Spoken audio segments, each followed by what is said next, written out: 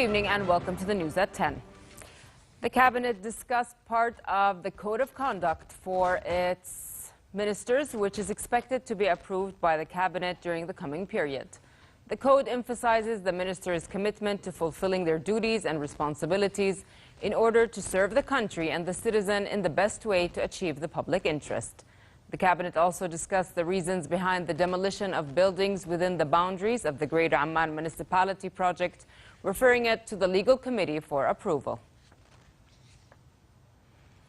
Minister for Foreign and Expatriate Affairs Ayman al-Safadi discussed with the UK Immigration Minister Caroline Knox the issue of Syrian refugees. Safadi focused on the resettlement of 422 Syrian citizens who were allowed to cross into the kingdom for a limited period until their resettlement procedures are completed. The British minister briefed Safadi on the steps taken by her country to complete the settlement process, stressing London's resolve to help the kingdom shoulder the refugee burdens. Safadi and Knox called on the international community to continue shouldering its responsibilities towards the refugees and to provide assistance that contributes to meeting their needs. The two ministers also discussed bilateral cooperation and means of enhancing it to counter common regional challenges. Senate President Faisal Al-Fayez stressed the importance of voluntary and charity work in achieving comprehensive development, social justice, and equal opportunities. This came during the inauguration of Hashemite Hall of the Nuqaira Women's Association for Social Development in the Moqar district. Fayez called for creating innovative businesses which would add value to national economy through empowering youth and women, solving the problems of poverty and unemployment, and distributing development gains fairly among all governorates. In Syria, a video released by the Syrian army appeared to show government forces in the Yarmouk basin in the southwest of the country had taken full control of the area. The footage showed Daesh signs painted on abandoned buildings, burnt-out military vehicles left behind on streets, and personal belongings left in hideouts. Syrian army tanks and military planes could also be seen along with footage of weaponry being fired and hitting targets in the northwestern countryside of Dir'a province. The basin had been the last embattled pocket of the southwest after a sustained advance by President Bashar al-Assad's forces into the long-time rebel stronghold. Turkish President Tayyip Erdogan said the threatening language of the United States will not benefit anyone, as relations between the two NATO allies soured over a case of a U.S. pastor jailed in Turkey on terrorism charges. Speaking to reporters in Ankara, Erdogan said Turkey would not make compromises regarding the independence of the judiciary and that the remarks of the United States was unacceptable.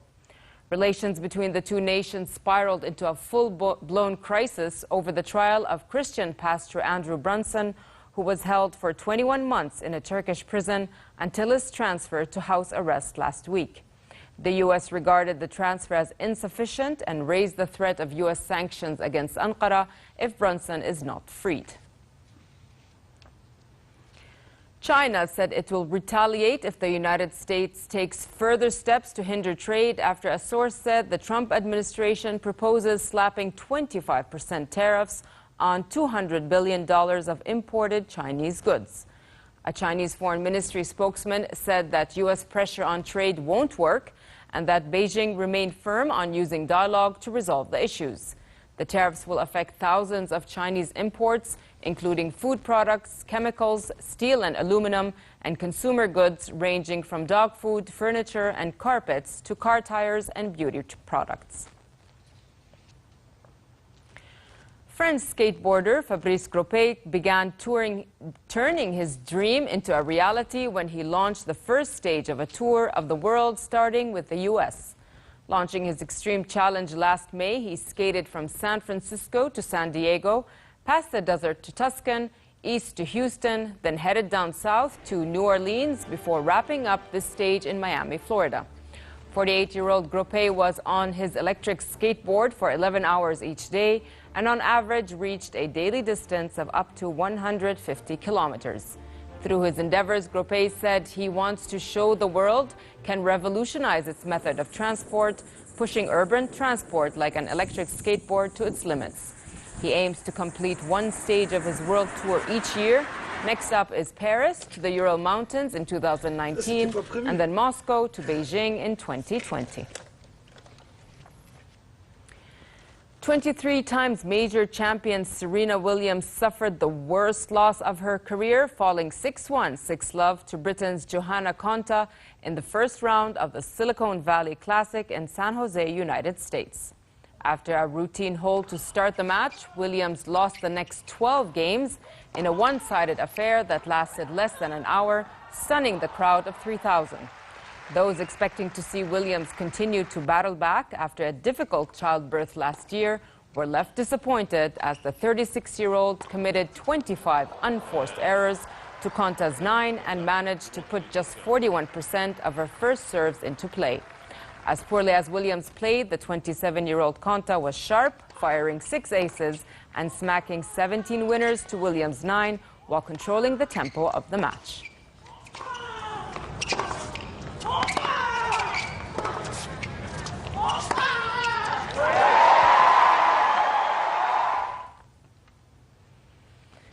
And finally, for a quick look at the weather, normal summer conditions are expected across the kingdom with temperatures around seasonal average. Winds will be northwesterly moderate to brisk with low clouds in the northern regions. Amman tomorrow can expect a high of 30 degrees Celsius and a low of 20 degrees. In the Gulf of Aqaba, hotter conditions prevail with daytime temperatures reaching 40 degrees, dropping down to 28 at night. And with that, we come to the end of tonight's news. I'm Nancy Khair. Thank you for watching. Have a good night.